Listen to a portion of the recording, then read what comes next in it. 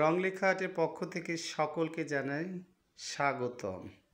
দেখো বন্ধুরা, দেখো আবারও একটি ফ্রি হ্যান্ড ড্রয়িং নিয়ে তোমাদের মাঝে চলে আসলাম।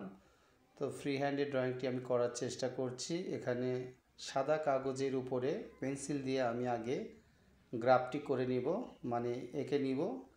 তারপরে আঁকার পরে সেখানে আমি কালারের যে ব্যাপারগুলো সেগুলো আমি এখানে দেওয়ার চেষ্টা করব এবং ড্রয়িংটি ফুটিয়ে তোলার চেষ্টা করব। তো ড্রয়িংটি শুরু থেকে শেষ পর্যন্ত দেখলে আমি এটুকু বলতে পারি যে তোমাদের ভালো লাগবে। তো এই যে রংলেখা আর্ট পরিবার থেকে চেষ্টা চলছে এইভাবেই একের পর এক ড্রয়িংগুলো দেওয়ার জন্য, আর আমিও চেষ্টা করছি সুন্দর সুন্দর ড্রয়িং তোমাদের মাঝে উপস্থাপন করার জন্য। তো বন্ধুরা, এই যে আমি একটি ডল আমি ড্রয়িং করে নিলাম এবং ডল যে পুতুলের যে ফ্রক বা জামা সেটি আমি রং করছি। তোমরা লক্ষ্য করলে দেখতে পাবে আমি দুটো পিঙ্ক কালার নিয়েছি এখানে, অয়েল প্যাস্টেল। প্রথমে আমি সাইড দিয়ে ডিপ কালারটি আমি এখানে দেওয়ার চেষ্টা করছি। তোমরা দেখো এইভাবে তোমরা যদি বাসাতে প্র্যাকটিস করো, আশা করি তোমরা ড্রয়িং শিখতে পারবে এবং হাতের লেখা অনায়াসে সুন্দর হবে। আমি কিন্তু বারবার বলি যে ড্রয়িং করলে কিন্তু হাতের লেখা সুন্দর হয়। অনেক গার্জেনরা বলে যে হাতের লেখা ভালো হয় না, আমি বলবো যে ড্রয়িং করাবেন, হাতের লেখা ইনশাল্লাহ ভালো হবে। তো আমি এই যে লাইট গোলাপিটি আমি মাঝখানে দিচ্ছি এবং ঘুরে ঘুরে দিচ্ছি। ডিপ এবং লাইটের পাশাপাশি একটা ডিপ এবং লাইটের একটা শেড চলে আসছে এবং দেখতে অনেক চমৎকার লাগছে। তো রঙটি ঘুরিয়ে ঘুরিয়ে দিবেন, ডিপ এবং লাইট দিলে তাহলে অনেক সুন্দর লাগবে। আমি ডিপ রঙটি নিয়ে আবারও সাইড দিয়ে ঘুরে ঘুরে গোল গোল করে এইভাবে দেওয়ার চেষ্টা করছি পুতুলের যে জামাটি সেই জামা।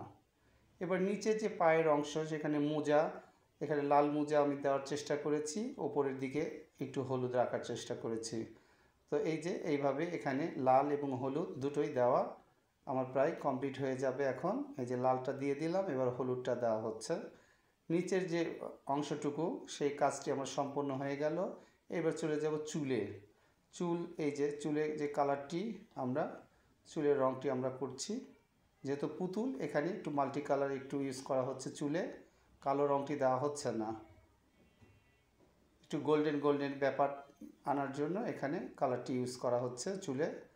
তো তোমরা দেখো বন্ধুরা ড্রয়িংটি, আর এইভাবেই রংলেখা আর্টকে সাপোর্ট দিয়ে যাও। যে পায়ের যে অংশ সেখানে আকাশি ইউজ করা হচ্ছে, স্কাই ব্লু সেখানে দেওয়া হলো। এইভাবে একের পর এক রঙগুলো দেওয়া হচ্ছে। এই রঙটি দেওয়ার পর তারপরে আমি যে ফুটিয়ে তোলার যে ব্যাপারগুলো সেগুলো আমি চেষ্টা করব দেওয়ার জন্য, যেন দেখতে আরও অনেক সুন্দর লাগে। আমি সুতো পেন্সিলটি দিয়ে এইভাবে আউটলাইনগুলো দেওয়া হচ্ছে, কালো আউটলাইন।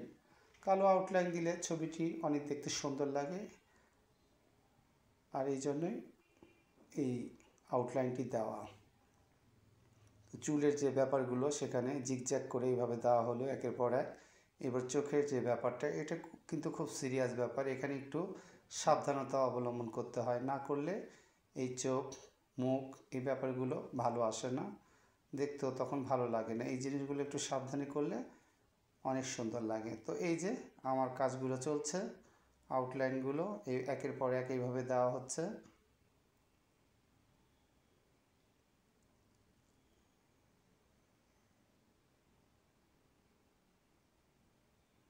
চোখের কাজ শেষ হয়ে গেল। এইবার পায়ের যে অংশটা সেখানে আমি আউটলাইনটি দিচ্ছি।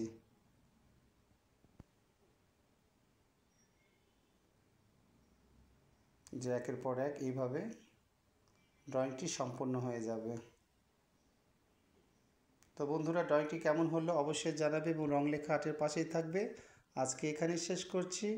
সবাই যেখানে আছেন, যে যেখানে আছেন ভালো থাকবেন। সবাইকে আল্লাহ হাফেজ।